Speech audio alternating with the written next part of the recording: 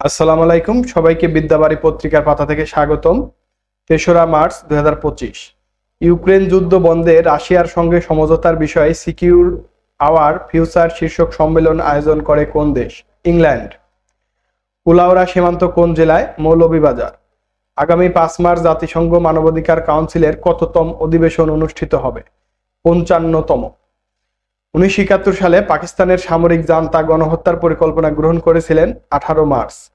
Scandinavian কোন দেশ বাংলাদেশে নবায়নযোগ্য জ্বালানি খাতে বিনিয়োগে আগ্রহ প্রকাশ করেছে? নরওয়ে। জাতীয় পতাকা উত্তোলন দিবস ২রা মার্চ।